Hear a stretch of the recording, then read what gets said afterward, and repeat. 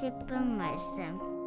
요한복음 7장 53절부터 8장 20절입니다. 8장 12절 한 절 읽겠습니다. 예수께서 또 말씀하여 이르시되 나는 세상의 빛이니 나를 따르는 자는 어둠에 다니지 아니하고 생명의 빛을 얻느니라. 요한복음 전장 7장의 배경은 초막절을 배경으로 예수님께서 성전에서 가르치기 시작하시면서 본인의 정체성을 공개적으로 드러내기 시작하셨습니다. 그것은 두 가지로 요약할 수 있습니다. 첫 번째, 나는 하나님 아버지로부터 보냄을 받은 자이다. 그리고 두 번째, 나는 이 땅에 사명을 가지고 온 자이다 라고 말씀하셨습니다. 그래서 예수님께서는 그 사명을 이루시기 위해 초막절 마지막 날 큰 잔칫날에 누구든지 목마르거든 내게로 와서 마시라 라고 외치며 선포하셨습니다. 하지만 군중들의 반응에서도 종교 지도자들의 반응에서도 우왕좌왕하는 논쟁을 벌이는 그들의 모습을 7장에서 보여주었습니다. 성령님께서는 지금 저와 여러분들에게 간접적으로 묻고 계십니다. 여러분들은 예수님을 믿으시나요? 그리고 그 믿음의 뿌리는 어디에 두고 계신가요? 우리의 뿌리는 말씀이 되신 예수님께 두어야 합니다. 안 그러면 이 땅을 살아가면서 우리의 믿음은 흔들릴 수밖에 없습니다. 오늘 본문 요한복음 8장에서도 종교 지도자들은 예수님의 가르침을 흔들고자 도전하고자 세 가지로 뒤흔들고 있습니다. 첫 번째는 법적으로, 두 번째는 종교적으로, 그리고 마지막 세 번째는 정치적으로 예수님을 뒤흔들려고 하고 있습니다. 하지만 그들이 그럴수록 그분의 진리는 법적으로도 온전한 공의로운 되심이 더욱더 드러납니다. 그리고 종교적 공격에는 이제는 종교가 아닌 예수님과의 실질적인 관계의 삶을 통해 생명을 얻어야 함을 초청하고 계십니다. 그리고 정치적인 공격 앞에서는 예수님께서 사랑으로 그들에게 드러내고 계십니다. 하지만 여전히 예수님의 존재를 보지 못하는 자들과 보는 자들로 나뉘게 되는 것입니다. 오늘 본문 속에서는 동일하게 죄 가운데 있지만 빛 대신 예수님을 알아보는 자와 못 보는 자가 등장합니다. 예수님을 보는 자는 간음한 여인입니다. 이것은 예수님의 은혜가 되는 것입니다. 하지만 종교 지도자들은 동일한 죄 가운데 있지만 끝까지 예수님을 보지 못합니다. 왜냐하면 그들은 요한복음 1장에 나온 어둠 속에 있는 자들이기 때문입니다. 오늘 본문은 요한복음 1장을 배경으로 합니다. 태초에 말씀이 계시니라. 그 안에 생명이 있었으니 이 생명은 사람들의 빛이라. 빛이 어둠에 비치되 어둠이 깨닫지 못하더라. 오늘 본문은 크게 두 가지 이야기를 담고 있습니다. 첫 번째, 간음하여 잡혀온 여인의 이야기입니다. 그리고 두 번째, 예수님과 종교 지도자들의 대화 내용입니다. 첫 번째 부분은 7장 53절부터 8장 11절까지 간음하여 잡혀온 여인의 이야기입니다. 특별히 첫 번째 이야기는 예수님의 행동에 집중하여 내용을 살펴보겠습니다. 7장 53절에 다 각각 집으로 돌아갔다라고 성경은 말합니다. 이것은 예수님의 가르침을 성전에서 듣는 백성들이 예수님의 가르침이 끝나자 집으로 돌아간 것을 말하고 있습니다. 그리고 8장 1절에 예수님 또한 감난산으로 가셨다라고 기록을 합니다. 감난산은 무너질 성전의 건너편에 있는 아담한 산입니다. 그곳에서 예수님께서는 성전을 마주하고 제자들에게 종종 따로 가르치셨습니다. 이것은 예수님만이 온전한 성전됨을 성경이 암시하고 있는 것입니다. 그리고 예수님께서는 8장 2절에 종교 지도자들의 살기에 연연하지 아니하시고 다시 성전으로 돌아가셔서 가르치십니다. 이것은 예수님의 사명을 드러내는 부분입니다. 예수님께서는 인간의 시간이 아닌 하나님 아버지의 시간을 살고 계심을 보여주고 있습니다. 그리고 이런 예수님의 가르침 앞에 듣고자 반응하고자 백성들이 다 성전에 나왔다라고 성경은 말하고 있습니다. 그리고 예수님께서는 그분의 사명인 하나님의 나라를 계속해서 가르치는 모습을 드러내십니다. 그런데 이때 종교 지도자들은 예수님을 향하여 엄청난 공격을 준비합니다. 그것은 법적, 종교적, 정치적 공격이었습니다. 3절서부터 6절에 그들이 생각하는 최고의 법, 모세의 법을 정치적으로 꾸며 종교적으로 예수님께 접근하고 있습니다. 3절에 음행 중에 잡힌 여자가 종교 지도자들 손에 잡혀 예수님 앞에 서게 됩니다. 그리고 4절에 종교 지도자들은 두 가지 사실을 말합니다. 첫 번째, 이 여자는 간음죄를 범했습니다. 그리고 두 번째는 현장에서 붙잡혔기 때문에 반드시 처벌을 받아야 한다였습니다. 비록 남자 파트너가 없는 것이 이상하기는 하지만 증인도 있고 그녀는 분명한 죄인입니다. 그리고 종교 지도자들은 5절에 보시면 모세의 법을 가지고 와서 레위기 20장이나 신명기의 법을 가지고 왔겠죠. 처벌법을 대면서 이러한 여자는 돌로 치라는 명령을 했는데 당신은 어떻게 처리할 것인가 라고 묻게 되는 것입니다. 이들이 예수님께 이러는 까닭은 두 가지입니다. 첫 번째, 예수님은 그동안 생명에 대해 선포하셨습니다. 병자들을 낫게 하시고 사람들에게 생명을 강조했던 것이었습니다. 하지만 지금 상황은 생명이 아닌 처벌을, 죽음을 내려야 하는 상황인 것입니다. 두 번째는 예수님을 하나님 아버지께 온 자가 아닌 모세 율법 아래 두려는 계획이었습니다. 그래서 그는 하나님으로부터 온 자가 아닌 율법 안에 본인들과 똑같은 한 사람인 것을 강조하고자 했던 것이었습니다. 그리고 오늘 본문 6절에 저자는 종교 지도자들의 마음을 다음과 같이 정리하고 있습니다. 그들이 이렇게 말함은 고발할 조건을 얻고자 하여 예수를 시험함이러라. 종교 지도자들은 예수님의 정체성을 보지 못하고 있습니다. 예수님은 창조주이시자 온전한 심판관 되십니다.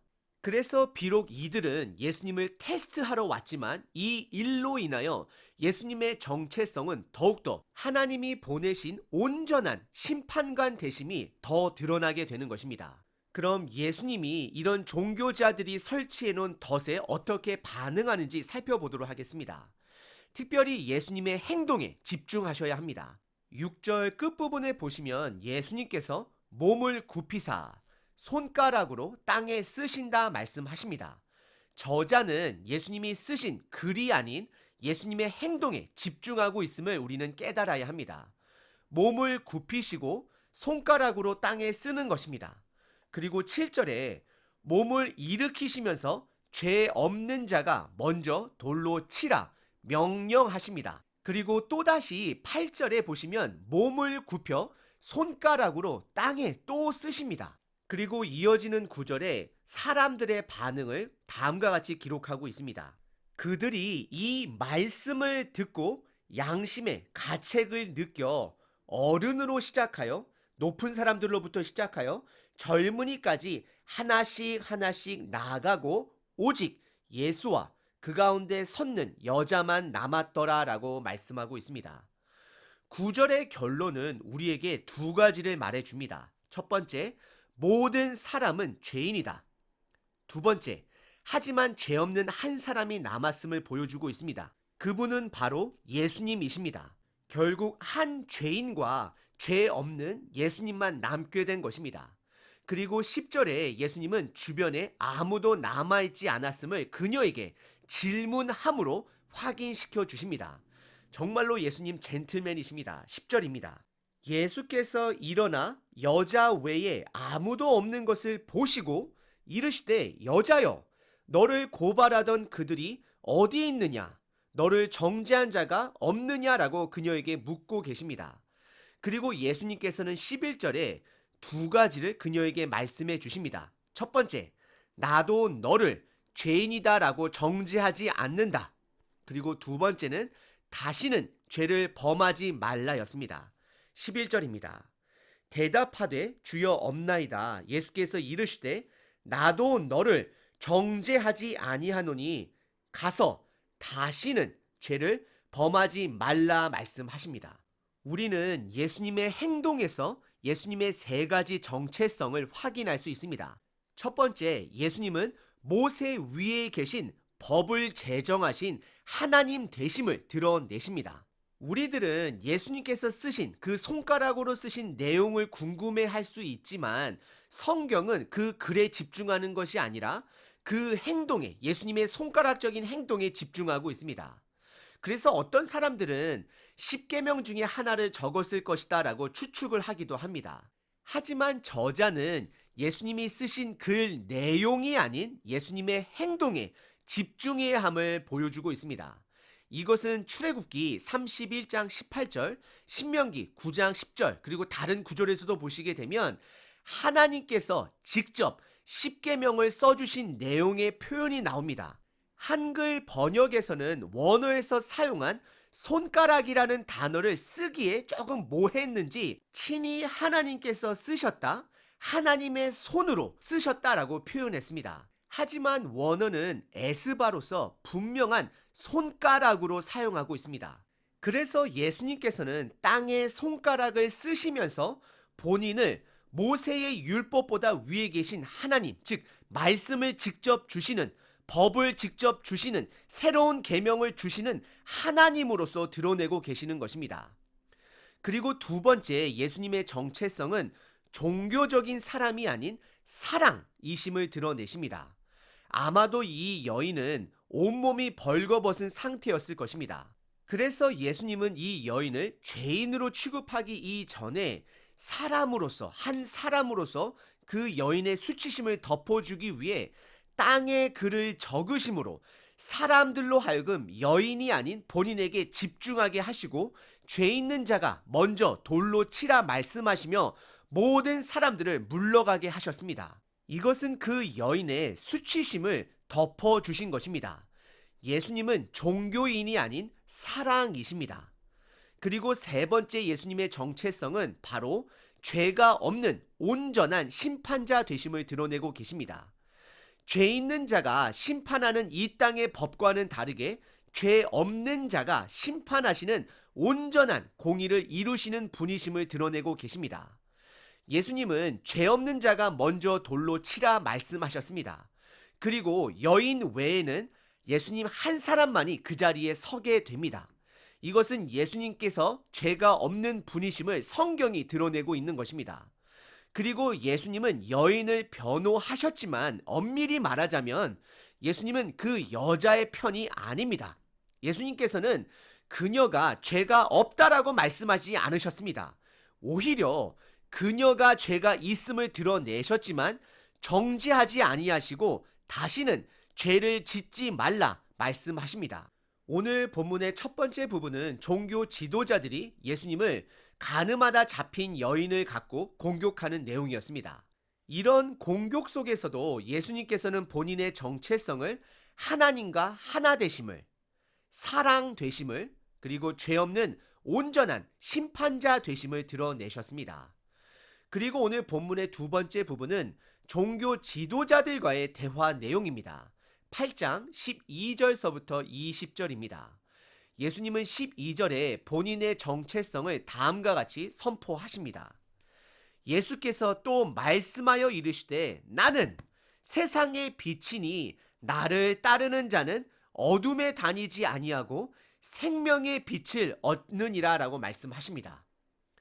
이것은 초막절 마지막 날을 배경으로 한 예수님의 선포인 것입니다. 초막절 기간의 두 번째 날부터는 성전 안, 여인의 뜰 안에 높은 성화 봉성과 같은 거대한 촛대 4개가 있었습니다. 그리고 현대시대 유대교 초막절에서도 이 거대한 촛대가 있습니다. 그때도 지금도 이스라엘 백성들은 그들이 초막절 잔치를 밝히는 그 촛대의 주인공이 예수님인 것을 깨닫지 못하고 있습니다. 예수님은 그들이 초막절에 전통적으로 하던 의식을 통해 예수님의 정체성을 드러내셨습니다. 실로암에서 물을 길어 제단에 뿌리는 사건을 통해서는 본인이 진정한 생수됨을 선포하셨고, 그들에게 있는 거대한 촛대, 불의식을 통해서는 예수님이 그들의 진정한 빛 되심을 선포하고 계시는 것입니다. 그러자 13절에 바리새인들은 법적으로 예수님을 공격합니다. 그것은 그들의 직위를 이용해서 본인들이 심판관이자 증인이 되어 예수님을 정죄하기 시작합니다. 13절입니다. 바리새인들이 이르되 내가 너를 위하여 증언하니 내 증언은 참되지 아니하도다라고 정죄하고 있습니다. 예수님께서는 그들의 막무가내 정죄에 4절서부터 17절에 세 가지로 정리하여 답을 하십니다. 첫 번째, 나는 내가 나를 위하여 증언하여도 내 증언은 참되다 말씀하십니다. 이것은 반대로 얘기하면 너희들의 증언은 틀렸다라고 말하는 것입니다. 두 번째, 너희들은 육체를 따라, 즉 너희들의 욕심에 따라 판단을 하지만 본인은 아무도 판단하지 않는다 말씀을 하십니다. 그리고 마지막 세 번째는 본인은 하나님과 함께 있는 자로서 본인이 스스로를 본인이 증언을 한다 할지라도 그 증언은 참됨을 드러내십니다. 요한복음 5장 31절에서는 예수님께서 만일 내가 내 스스로를 증언하면 참되지 않는다라고 말씀을 하셨지만 지금 예수님께서는 하나님 아버지와 함께 있으므로 본인의 증언이 참되다 말씀을 하고 계시는 것입니다. 이것은 예수님께서 그들에게 본인의 정체성을 더욱더 밝히 드러내시는 것입니다. 예수님께서는 초반에 본인을 하나님으로부터 보냄을 받은 자, 하나님으로부터 온 자라고 표현을 하셨지만 지금 오늘 이 본문에서는 하나님과 함께 있는 동행하는 자임을 드러내고 계시는 것입니다. 그래서 19절에 종교 지도자들은 하나님 또한 알지 못한다라고 말씀을 하십니다. 왜냐하면 예수님을 알았더라면 하나님 아버지를 알았기 때문입니다. 그리고 20절에 이 모든 일들은 성전 안 여인의 뜰 안쪽 헌금이 있는 곳에서 일어났고 아직 하나님의 때가 오지 않았으므로 아무도 예수님을 잡는 자가 없다라고 성경은 말씀하고 있습니다. 예수님께서는 오늘 본문을 통해 본인의 정체성을 세 가지로 드러내셨습니다. 첫 번째는 하나님과 하나 되심을 드러내셨습니다. 두 번째, 정죄가 아닌 생명을 주러 오신 분이다라는 것을 드러내셨습니다. 세 번째, 죄 없는 온전한 심판자라는 것을 드러내셨습니다. 여러분들, 예수님을 하나님으로 인정하시나요? 그리고 그분은 정죄하러 오신 분이 아니라 생명을 주러 오신 분임을 깨닫고 계신가요? 하지만 아직도 이 세상에는 예수님을 보지 못하는 어둠 속에 있는 자들이 많습니다. 예수님은 세상의 빛이십니다. 그 빛은 우리에게 생명을 주고 있다 말씀하고 있습니다. 오늘 하루 세상의 빛으로 오신 예수님의 말씀을 붙들고 생명을 얻어 예수님께서 우리들에게 말씀하신 너희는 세상의 빛이라 그 사명을 감당하시는 저와 여러분 되시길 바랍니다.